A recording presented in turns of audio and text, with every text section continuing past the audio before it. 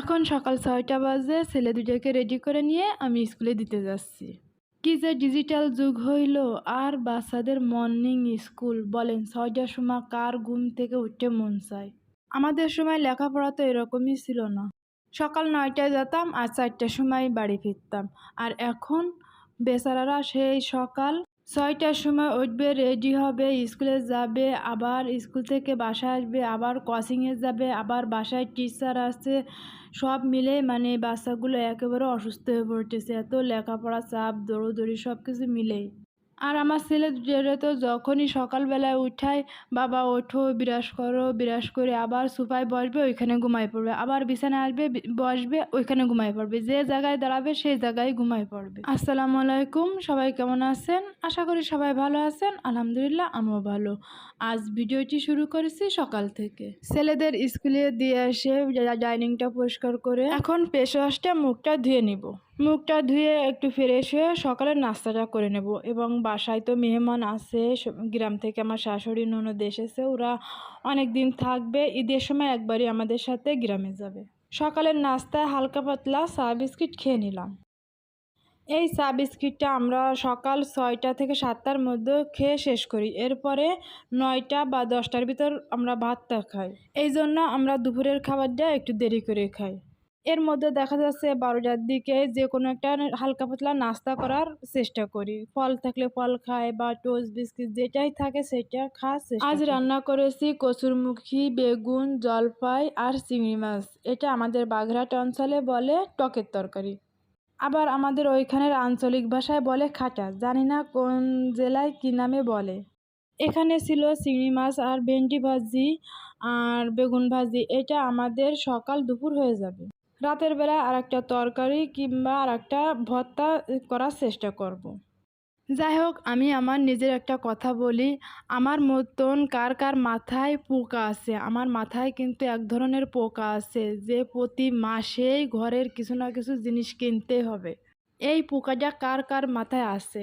যার মাথায় এই পোকাগুলো নাই সে উন্নতি করতে পারবে, আর যার মাথায় আমার মতন পোকা আছে সে কখন উন্নতি করতে পারবে। ওই দিন হুট করে আড়ঙে গেলাম, কোনো কেনাকাটার সিদ্ধান্তই ছিল না, জাস্ট খালি দেখতে গেছিলাম। দেখলে ভালো লাগলে কিনবো, নাই কিনবো না। তার মধ্যে যে পছন্দ হলো দুইটা পর্দা দুইটা আগে নিয়ে নিলাম। এবার এদিক ওদিক ঘুরতে দেখি চোখে পড়লো ডাইনিং খোলাত। একটা ডাইনিং খোলাত নিলাম, একটা রান্না নিলাম। যাক, এই 3টা জিনিসে আমার তাই অনেক টাকা বিল হয়ে গেছে, নিয়ে বাসায় চলে আসলাম। এদিকে আমার শাশুড়ির সামনে আমি গল্প দিয়েছি যে বগুড়ায় খুব ভালো বাঙ্গি পাওয়া যায়। এই দেখেন, আমি কি সত্যি কথা বললাম না মিথ্যে কথা বললাম? ফেকে একেবারে ফেটে গেছে। এটা দেখে মনে হচ্ছে মুখে দিলে একেবারে মুখের সাথে মিলে যাবে। এদিকে আমি একটু আয়নার সামনে এসেছি। আমার ছেলে দুটো দৌড়ে এসে আমার সাথে বলছে, আম্মু একটু সেলফি তোলো। আর বড় ছেলে তো মাপ দিচ্ছে যে আম্মু আমি তোমার মতন হয়ে গেছি। আমি আর আমার মা 15 বছরের ছোট বড়, কিন্তু আমি আমার মার মানে বান্ধবীর মতন সব কথা শেয়ার করি। ঠিক আমার সাথেও সেম কেসটা ঘটে গেছে। আমার আর আমার বড় ছেলের বয়সের ডিফারেন্সও 15 বছরের। হয়তো আমার মেয়ে নেই, তাতে আমার কোনো দুঃখ নেই, কিন্তু আমি চাই যে আমার ছেলে দুটাকে আমার নিজের মতন করে বা আমার সব কথা শেয়ার করতে পারবো, নিজের বন্ধু বান্ধবীর মতন ওদের রাখবো।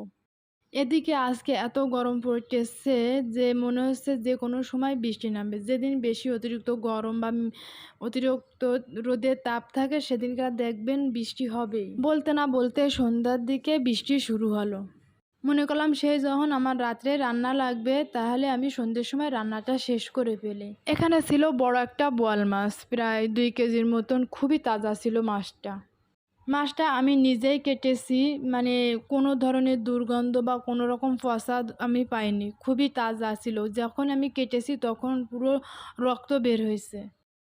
আমার জীবনে যখন আমি প্রথম সংসার শুরু করি, হয়তো নামি দামি আমার সংসারে ওরকম কোনো মাল জিনিস ছিল না, কিন্তু সামান্য যে চকলেটের কৌটা, প্লাস্টিকের কিছু কৌটা, বিস্কিটের কৌটা, এইগুলাই আমি সবসময় সাজিয়ে রাখতাম এবং ওইগুলা খুব যত্ন করে রাখতাম। মানুষের জীবনে সব কিছু একসাথে আসে না, একটু একটু করে আসে। হয়তো আমরা চাকরিজীবী মানুষ, আমাদের ওরকমই টাকা নেই যে একবারই সব মাল জিনিস করার। যাদের অনেক টাকা আছে তারা একবারই সব মাল জিনিস করতে পারে।